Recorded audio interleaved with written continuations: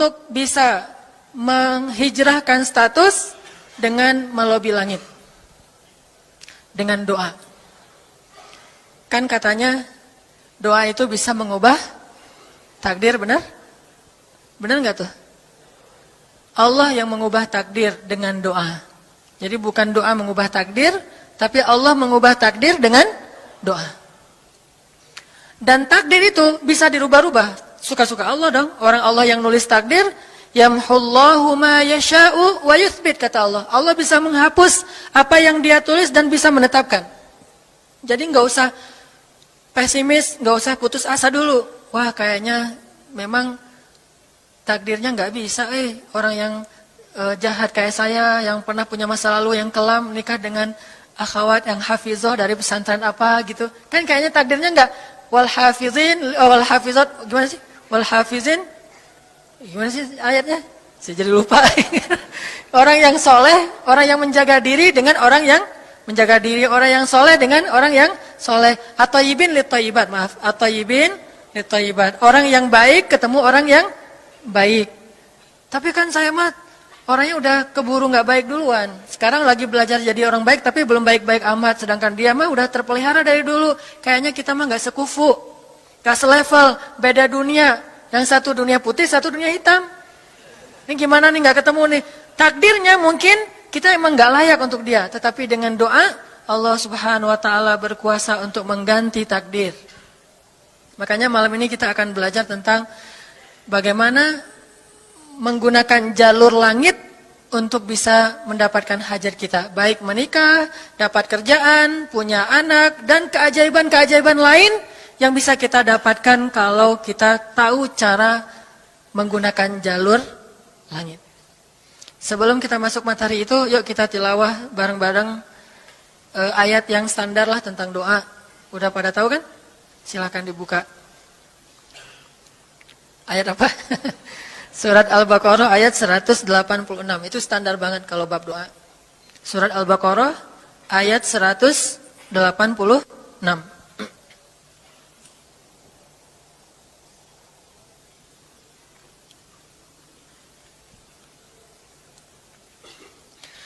A'udzu billahi minasy syaithanir rajim. Enggak?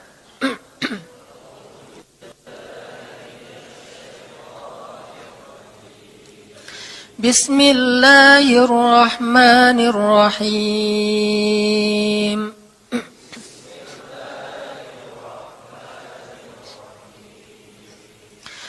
Wa idza sa'alaka 'ibadi 'anni fa inni qarib.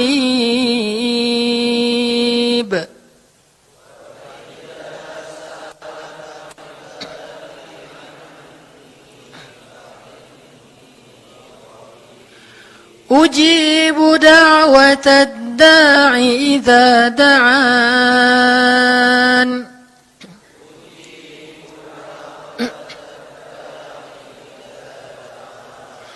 فَلْيَسْتَجِيبُوا لِي وَلْيُؤْمِنُوا بِي لَعَلَّهُمْ يَرْشُدُونَ.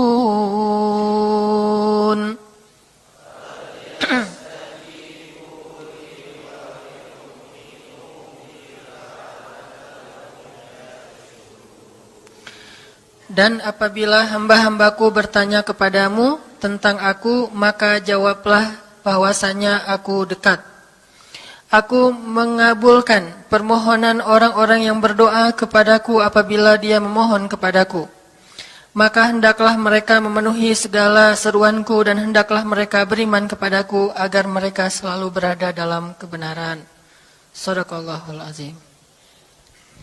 Teman-teman yang dirahmati Allah Subhanahu wa taala, ayat ini adalah ayat kalau kita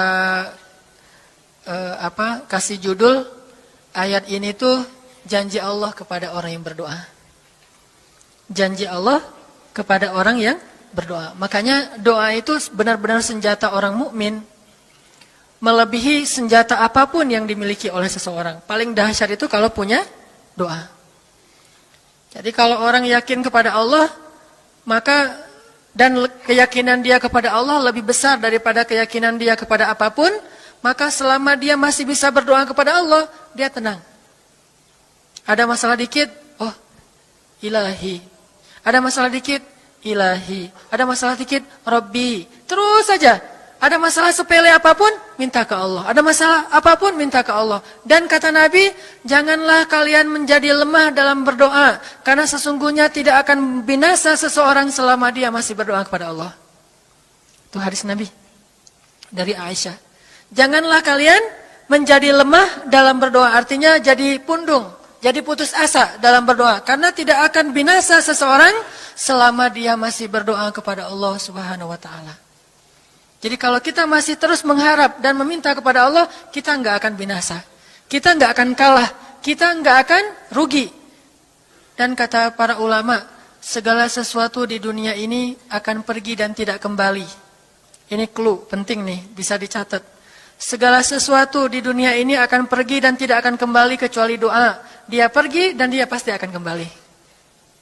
Segala sesuatu kalau udah pergi di dunia ini, nggak akan kembali lagi. Kalau pergi di sini maksudnya pergi kepada Allah. Tapi kalau doa pergi ke Allah, dia pasti akan balik lagi kepada yang meminta. Satu-satunya yang pergi ke Allah dan kembali di dunia ini hanyalah doa.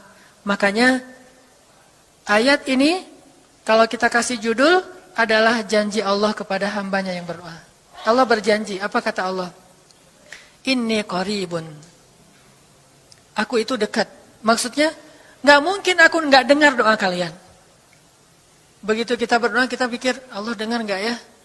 Jangan-jangan kok doa saya belum diijabah, kayaknya Allah enggak dengar yang kemarin, saya harus keraskan lagi suara saya. Enggak, ini qarib. Arti ini qarib, aku itu dengar banget apa yang kamu ucapkan. Enggak usah diucapkan, di dalam hati aja Allah udah dengar. Siapa yang pernah berdoa di dalam hati terus langsung Allah ijabah? Rasulullah. Coba teman-teman buka awal juz kedua. Ayat surat Al-Baqarah ayat 144.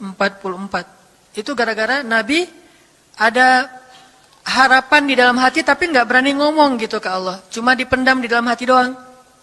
Tapi langsung diijabah oleh Allah. Ayat surat Al-Baqarah ayat 144.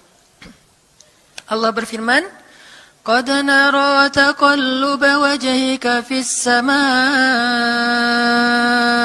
فَلَنُوَلِّيَنَّكَ قِبْلَةً تَرْضَاهَا فَوَلِّ وَجْهَكَ شَطْرَ الْمَسْجِدِ الْحَرَامِ وَحَيْثُ مَا كُنْتُمْ فَوَلُّوا وُجُوهَكُمْ شَطْرَهُ وَإِنَّ الَّذِينَ أُوتُوا الْكِتَابَ لَيَعْلَمُونَ أَنَّهُ الْحَقُّ مِنْ رَبِّهِمْ وَمَا اللَّهُ بِغَافِلٍ عَمَّا يَعْمَلُونَ.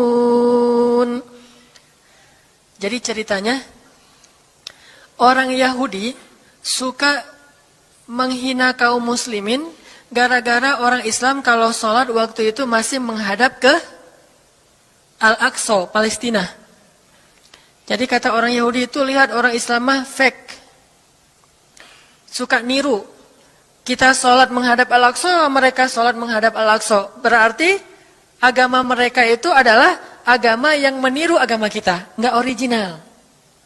Sering diperolok-olok. Setiap kaum muslimin sholat dihina sama mereka. Akhirnya Nabi ngerasa sedih. Wah, gimana ya caranya? Sehingga setiap sore Nabi berdiri di suatu bukit, kemudian lihat ke langit. Cuman nggak ngomong, gini aja ke langit. Membatin. Bayangin, pernah nggak teman-teman membatin ke Allah? Ini yang harus kita coba lakukan. Belajar membatin kepada Allah. Itu romantis banget. Jadi duduk sendiri. Allah, ngomong gitu dalam hati. Dan yakinlah ini qarib, Allah tuh dengerin. Jangan pikir saya kayak ngomong sendiri, kayak orang kurang waras. Enggak, Allah itu mendengar. Jadi kita batin aja sama Allah, ngomong dalam hati. Ya Allah, saya tuh lagi gini, ada masalah. Ngomong dalam hati kita. Please Allah, please gitu ya. Nah, itu kalau kita membatin, inni qaribun wa asirru qaulakum aw ijharu bih innahu alimun bidzatis sudur. Jadi Nabi enggak enak mau ngomong, ya Allah tolong dong pindahin kiblat dari Masjidil Aqsa ke Masjidil Haram. Soalnya daripada dikata-katain melulu sama orang Yahudi, mau ngomong kayak gitu tuh nggak enak sama Allah. Malu Rasul ke Allah. Masa kiblat aja minta dipindahin. Akhirnya Nabi cuma ngelihat ke langit aja tiap hari. Udah selesai, pulang. Besok lihat lagi ke langit. Turunlah ayat ini. Sesungguhnya kami telah melihat bagaimana kamu selalu menengadahkan wajahmu ke langit. Maka kami palingkan kiblat ke arah yang kamu sukai. Coba lihat. Turun wahyu untuk merespon doa Nabi yang bahkan belum diverbalkan. Belum diucapkan dengan kata-kata, tapi Allah udah ngerespon. Ini kan keajaiban doa nih. Cuman kita seringnya ngerasa udah minta berkali-kali kok nggak dikasih-kasih. Kita belajar sekarang. Rasul nggak usah minta pakai verbal, cuman membatin doang dalam hati, Allah udah ngasih. Pernah nggak teman-teman ngerasa kayak gitu? Ada kepengen sesuatu, tiba-tiba terwujud. Pernah kan? Tapi kepengennya yang baik-baik. Pengen misalnya, aduh, saya pengen banget umroh, cuman mau ngomong kayak gitu mah, saya mah orangnya kayaknya nggak mungkin bisa umroh kalau ngandalin harta. Orangnya nggak mampu, kerjanya juga pas-pasan, gimana mau umroh untuk makan aja susah. Tapi pengen banget dalam hati kita. Dan itu rindunya tuh rindu banget. Setiap kali ngelihat video atau tayangan di TV tentang umroh dan haji, menitikkan air mata. Saking kangennya ke Baitullah. Allah tahu itu dalam hati kita. Tiba-tiba ada jalan. Ada aja jalannya. Dan bisa dikasih sedekah, bisa juga hadiah, bisa juga door prize, bisa juga macam-macam. Pokoknya ada jalan aja, tiba-tiba bisa umroh. Dan saya sering banget membawa orang umroh, di antara jamaah itu selalu ada 1 atau 2 orang yang umrohnya itu miracle, keajaiban dari Allah. Ketika saya cari tahu alasannya apa, ternyata emang dia dari dulu pengen banget umroh, cuman nggak bisa ngandelin hartanya, Allah kasih jalan yang lain. Bukankah Allah itu memampukan yang diundang, bukan mengundang yang mampu? Kan itu yang sering kita dengar kan? Allah tidak mengundang yang mampu, tetapi memampukan yang diundang. Kalau udah Allah undang, pasti mampu. Kalau Allah nggak ngundang, walaupun dia mampu, nggak akan bisa. Jadi Allah bukan mengundang yang mampu, tetapi memampukan yang diundang. Sehingga kita kalau hati kita kayaknya pantas diundang, Allah undang tuh. Begitu juga dalam urusan rezeki. Aduh, saya pengen kerjaan yang kerjaannya itu lebih halal, lebih nyaman, bisa sholat berjamaah tepat waktu, ada waktu juga buat keluarga, bisa juga berdakwah ke teman-teman. Akhirnya membatin kita itu karena kuat banget, Allah wujudkan. Ini artinya Allah qaribun, Allah maha dekat. Sehingga kalau kita pengen doa kita itu powerful, belajar dari as-siqah billah. Tips pertama adalah as-siqah billah. Percaya deh sama Allah. Percaya sama Allah. Jangan berdoa dengan ragu-ragu. Kayak kita datang kepada seseorang untuk minjem duit, tapi kita ragu. Dia nih kayaknya orangnya susah kalau dipinjemin. Kalau minta dipinjemin gitu. Ini saya lagi ada masalah dikit nih, boleh minta bantu nggak? Apa? Gimana ya ngomongnya? Susah ngomongnya tuh ragu-ragu gitu kan ya? Akhirnya kita ngomongnya tuh nggak enak, nggak nyaman, membuat dia juga ngasih ke kita juga ragu-ragu. Akhirnya nggak nyaman tuh hubungan kita sama dia. Tapi kalau kita yakin banget sama dia orangnya baik, kalaupun dia nggak ngasih dengan cara yang kita minta, kita yakin bahwa dia tuh pasti akan nolong kita. Sehingga kita akan curhat masalah kita itu dengan tulus.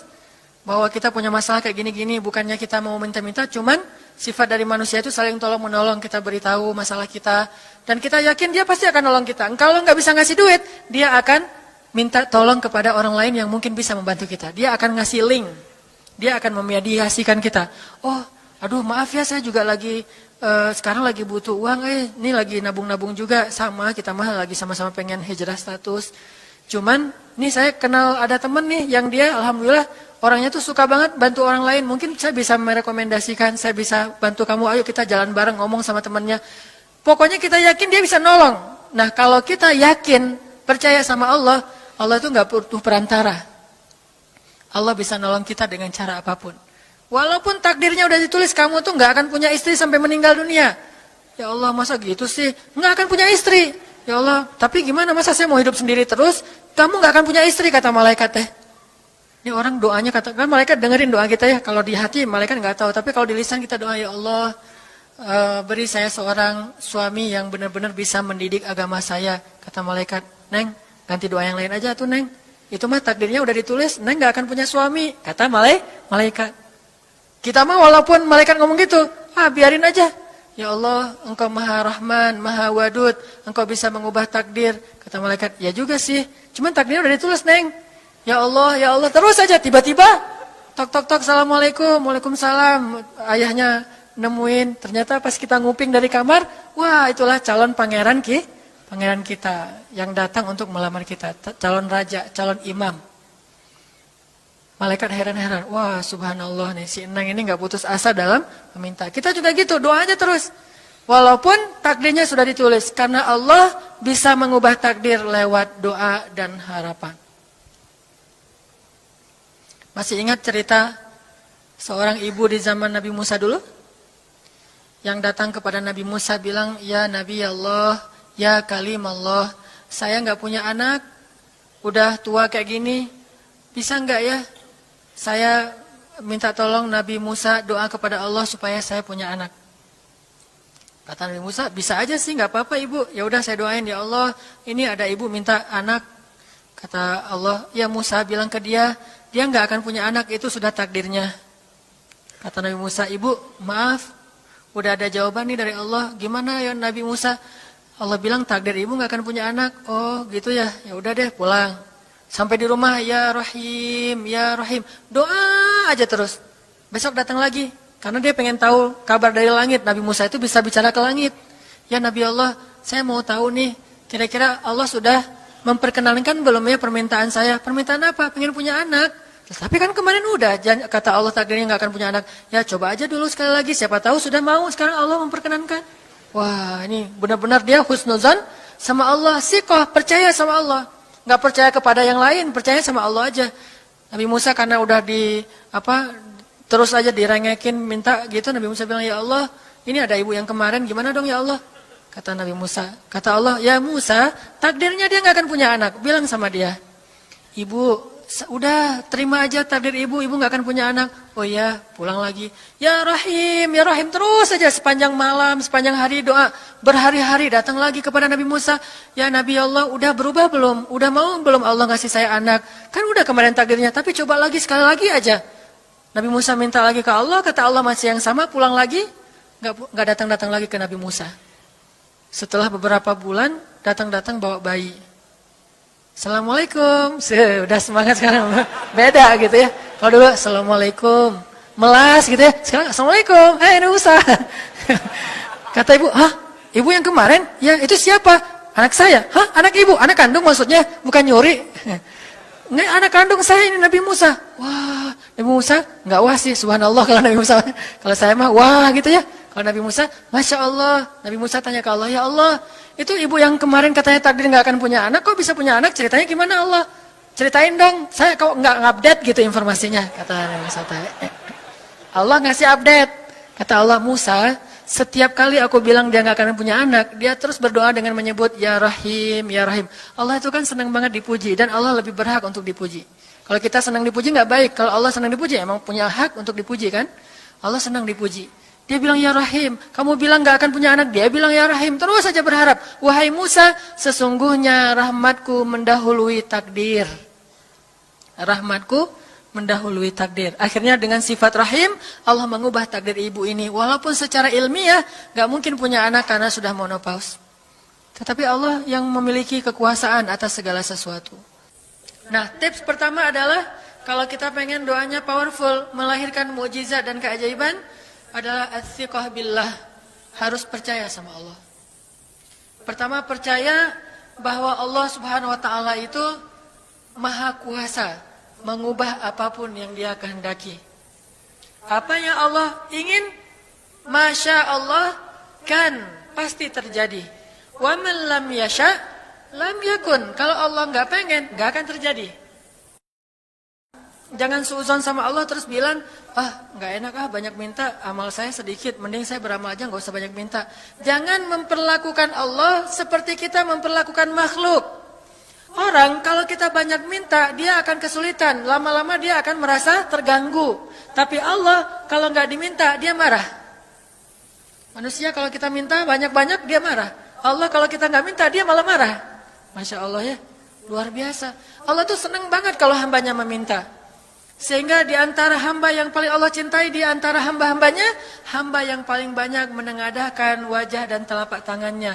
Ilahi, ilahi. Minta sama Allah, Allah tuh suka banget diminta. Orang yang suka meminta itu bahasa Arabnya awwahun. Inna Ibrahim la'awwahun halim. Ibrahim itu hamba yang awwahun halimun. Awwah halim. Halim itu artinya menahan amarah. Awwah da'a. Da'a artinya banyak berdoa. Kalau da' itu berdoa. Kalau da'a senang banget doa. Ada masalah dikit, ilahi, Rabbi, ngadu aja ke Allah, manja gitu. Dan Allah tuh senang banget dengan hamba yang kayak gitu. Sehingga sampai Nabi mengatakan, mintalah kepada Allah walaupun cuman garam. Garam aja minta ke Allah.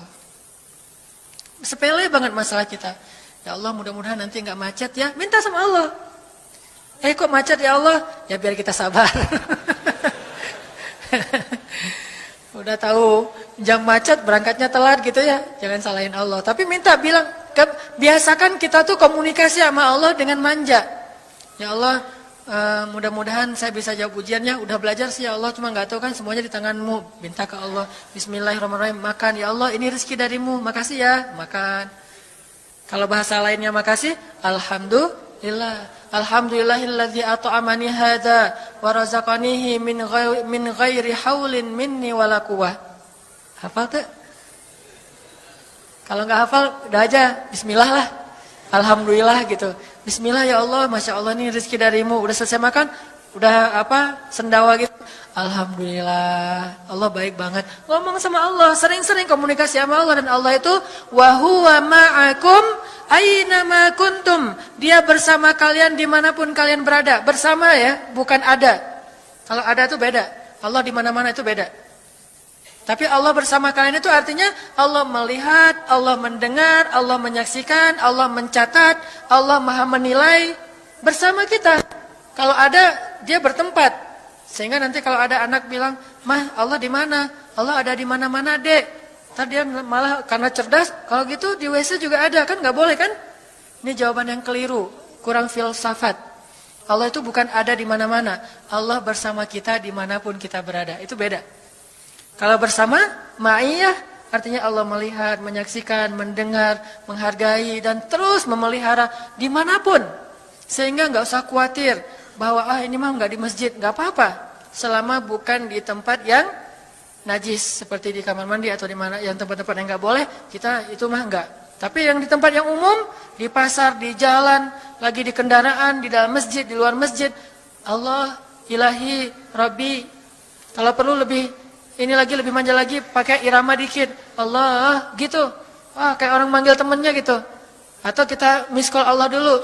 Ya Allah, udah nggak ngomong apa-apa. Itu miss call. Miss call Allah. Ngapain miss call? Caper, kangen sama Allah. Allah. Allah, gitu lagi. Itu zikir kan? Allah, Allah, Allah. Kata Allah, ada apa hambaku? Allah lagi, Allah lagi, Allah lagi. Terus saja Allah di miss call berkali-kali. Pas Allah buka, wah 100 miss call. Allah 100 kali zikir. Udah 100 kali miss call, Allah yang telepon balik. Ada apa hambaku? Wah, ditelepon sama Allah. Lewat kejadian-kejadian hidup, tiba-tiba ada kejutan dari Allah. Langsung bilang sama Allah, thanks Allah. Kan romantis itu sama Allah. Jangan cuma sama cewek doang bilang thanks, segala macam bahasa-bahasa yang keren. Sama Allah juga harus keren. Tapi setelah thanks, alhamdulillah, karena itu yang paling baik. Intinya harus percaya sama Allah. Allah tuh senang banget didoain, kita berdoa kepadanya gitu. Allah tuh senang. Terus makna percaya sama Allah juga, kita percaya bahwa Allah itu nggak akan ngecewain orang yang berdoa. Ujibu da'watad da'i idza da'an. Aku pasti mengijabah doa hamba-hamba yang berdoa kepadaku. Enggak usah khawatir, pasti diijabah. Tapi kok masih belum aja Ustaz? Nah, kita harus belajar apa itu makna diijabah. Jangan-jangan Allah udah mengijabah, kita nggak ngerti. Kayak ada analogi tentang orang yang tenggelam, terus dia meninggal sambil menuduh Allah, Allah kok nggak nolong saya? Bukankah aku sudah mengirim pelampung? Jadi pelampung itu cara Allah menolong kita. Kita berharap ditolongnya tiba-tiba selamat aja di pantai. Nggak kayak gitu. Allah punya cara. Sehingga kita harus belajar memahami maksud Allah. Allah maksudnya apa? Di antara cara Allah mengijabah, kata para ulama, satu, Allah mengijabah persis seperti yang kita minta. Dua, Allah mengijabah yang lebih baik dari yang kita minta. Yang ketiga, Allah kalau nggak ngasih persis, ngasih yang lebih baik, dikasih di akhirat. Bahkan itu lebih keren daripada di dunia. Kok di akhirat sih? Ntar dulu. Akhirat itu jaraknya nggak jauh dengan kita. Cuma 60 tahun. 60 tahun tuh cepat banget loh. Sekarang rata-rata usianya berapa? Bahaya kalau nanya usia. Kalau saya udah setengah, udah 30-an tahun. Teman-teman pasti masih 17 ya. Angkat tangan yang 17. Nggak ada. Di bawah 20 tahun, di bawah 20 tahun. Yang di atas 40. Weh, nggak berani angkat tangan, ada sih. Artinya waktu 60 tahun itu nggak lama, sebentar doang. Jadi analoginya gini, kita lagi kuliah, pengen nikah. Terus kita naksir sama seorang cewek cantik banget. Dan saking cantiknya sampai kita cuma bisa bermimpi. Wah, saking cantiknya kayaknya nggak mungkin banget buat kita. Tiba-tiba ayahnya bilang, "Dek, kamu senang sama anak saya?" "Yang mana, Pak?" Masih nanya yang mana? Takutnya yang tadi kebalik. Ini yang lagi kuliah yang namanya si Fulanah misalnya. Sebutlah namanya Nisa apa gitu ya.